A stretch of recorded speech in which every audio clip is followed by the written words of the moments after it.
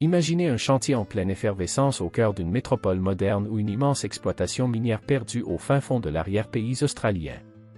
Au milieu des nuages de poussière et du rugissement des moteurs diesel, un élément visuel demeure constant à travers les continents et les cultures.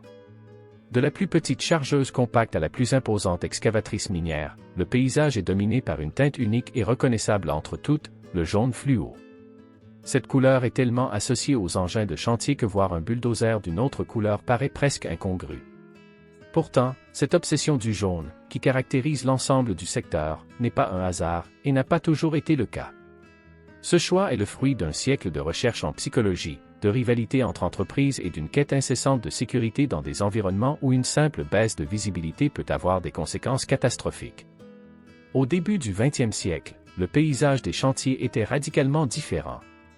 Si vous aviez visité un chantier en 1910, vous n'auriez pas vu une mer de jaune. Les machines étaient généralement peintes en gris ou en noir. C'était une question d'utilité. Les couleurs sombres étaient peu coûteuses à produire et permettaient de masquer efficacement l'huile, la graisse et la suie qui recouvraient inévitablement les machines à vapeur. Cependant, avec l'essor des projets d'infrastructure et l'augmentation de la vitesse et de la puissance des machines, un problème majeur est apparu. Sur un immense chantier de béton gris et de terre sombre, les machines grises se fondaient dans le paysage. Les opérateurs et les ouvriers peinaient à distinguer les engins en mouvement, surtout à l'aube, au crépuscule ou sous une pluie battante. La terre même qu'ils déplaçaient les camouflait efficacement les machines. Le passage au jaune emblématique que nous connaissons aujourd'hui a débuté en 1931 par une décision stratégique de la Caterpillar Tractor Company. L'entreprise avait compris qu'à mesure que ces machines quittaient le secteur agricole pour les grands chantiers, la visibilité devenait un enjeu de sécurité primordial. Le choix du jaune n'était pas motivé par des raisons esthétiques, mais par les propriétés de l'œil humain. Le jaune est la couleur la plus visible du spectre à distance. Si le rouge signale souvent le danger, son efficacité diminue en conditions de faible luminosité, car l'œil humain perd sa capacité à percevoir cette couleur lorsque la lumière décline, la rendant presque noire la nuit. Le jaune, en revanche, conserve son contraste élevé même dans des conditions difficiles, offrant ainsi la meilleure portée de détection pour un observateur humain. Cette transition fut bien plus qu'un simple changement de peinture, elle marqua la naissance du « jaune autoroutier ». Caterpillar consacra des années à perfectionner une teinte visible à des kilomètres à la ronde sur un chantier autoroutier. Dès 1931, cette couleur fut standardisée pour l'ensemble de sa flotte. L'impact fut immédiat et profond.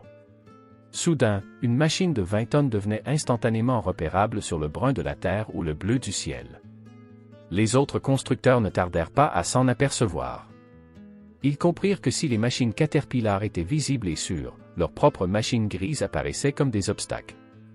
Cela a déclenché un effet domino dans toute l'industrie, des concurrents comme Komatsu, JCB et Liebherr développant leurs propres nuances de jaune et de jaune orangé, transformant ainsi une simple stratégie marketing en norme de sécurité mondiale. La conception de ces peintures est tout aussi complexe. La peinture d'un engin de chantier n'est pas qu'esthétique, elle constitue une barrière protectrice contre les environnements les plus extrêmes de la planète. Ces machines fonctionnent dans des mines de sel, sous une humidité tropicale et par des températures arctiques glaciales. Les premières peintures jaunes utilisaient souvent du chromate de plomb pour obtenir cette couleur profonde et éclatante. Cependant, avec l'évolution des réglementations environnementales et sanitaires à la fin du XXe siècle, les ingénieurs chimistes ont dû repenser la formule. Le jaune moderne utilisé dans la construction est un véritable chef-d'œuvre du génie chimique, grâce à l'utilisation de pigments organiques et de polyuréthane de pointe qui résistent à la décoloration sous un rayonnement UV intense.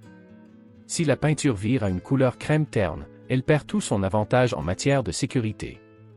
Par conséquent, le jaune doit rester vif pendant toute la durée de vie de la machine, soit 15 ans. Au-delà de la durabilité chimique, il y a aussi l'aspect psychologique, celui de l'attrait visuel. En psychologie humaine, le jaune est traité par le cerveau plus rapidement que toute autre couleur. Il exige une attention soutenue. Lorsqu'un travailleur aperçoit un objet jaune dans son champ de vision périphérique, son cerveau l'identifie presque instantanément comme un danger potentiel. C'est pourquoi le jaune est utilisé pour les panneaux de signalisation, le marquage au sol et les autobus scolaires. Sur un chantier, où les risques sont élevés et où des engins comme les niveleuses et les chargeuses sur pneus effectuent constamment des manœuvres de recul et de pivotement, ces quelques millisecondes de gain de temps de reconnaissance font la différence entre un accident évité de justesse et un accident mortel. Cette couleur agit comme une alarme silencieuse et constante, maintenant tous les intervenants sur le chantier en état de vigilance accrue. Si la sécurité et la psychologie ont posé les fondements de la norme jaune, l'évolution de cette couleur est également devenue un enjeu d'identité visuelle pour les entreprises. Au milieu du XXe siècle, le « jaune Caterpillar » est devenu une marque déposée, synonyme de fiabilité et de puissance. En 1979, la société a modernisé sa teinte emblématique en adoptant le Caterpillar 2154, une nuance légèrement plus vive et plus moderne, conçue pour être encore plus visible sous l'éclairage intense des projecteurs industriels. Cette évolution a contraint les concurrents à trouver leur propre variation de cette couleur. JCB a opté pour un jaune vif et dynamique, évoquant l'agilité, tandis que Komatsu a privilégié une teinte plus profonde, presque orangée.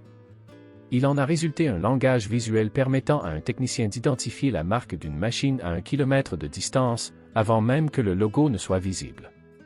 Cependant, la prédominance du jaune ne se résume pas à une simple guerre des marques, elle est profondément ancrée dans le droit international et les normes d'ingénierie. Des organismes comme l'OSHA aux États-Unis et des instances réglementaires similaires en Europe et en Asie ont codifié l'utilisation du « jaune de sécurité » pour le marquage des dangers physiques. Ce cadre légal implique que, pour un fabricant souhaitant vendre son matériel à l'échelle mondiale, le respect de ces normes de visibilité est souvent la solution la plus simple pour obtenir des assurances et se conformer à la réglementation.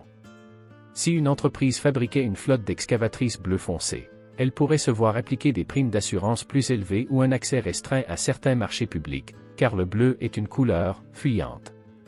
Il a tendance à se fondre dans l'ombre et perdre sa netteté au loin, rendant la machine invisible et dangereuse dans un environnement complexe.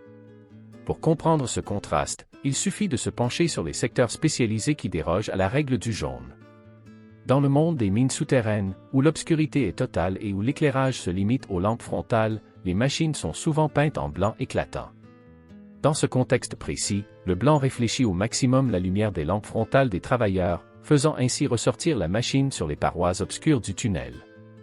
À l'inverse, en foresterie, certaines machines sont peintes en vert foncé ou en rouge pour se fondre dans l'environnement, bien qu'elles soient souvent équipées de bandes réfléchissantes haute visibilité pour compenser.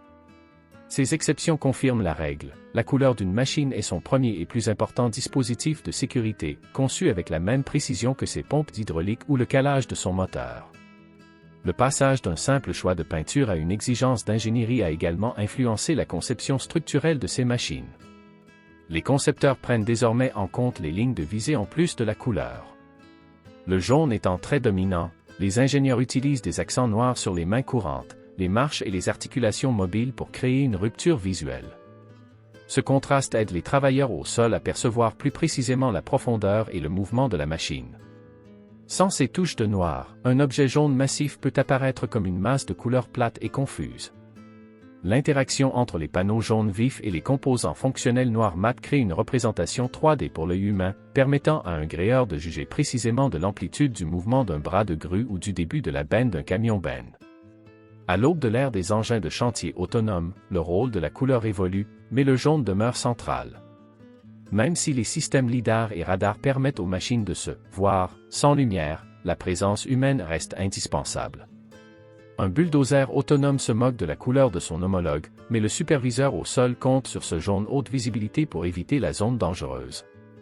De fait, de nombreux prototypes électriques et autonomes adoptent des teintes encore plus vives, évoquant l'électrique, comme le jaune et le vert citron, pour signaler que ces machines sont non seulement lourdes, mais aussi de haute technologie et potentiellement silencieuses, représentant un nouveau type de danger invisible.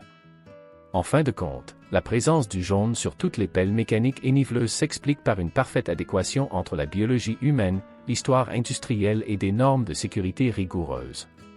C'est une couleur choisie pour sauver des vies, standardisée pour créer un langage universel de prudence et perfectionnée par les chimistes pour résister aux conditions les plus extrêmes.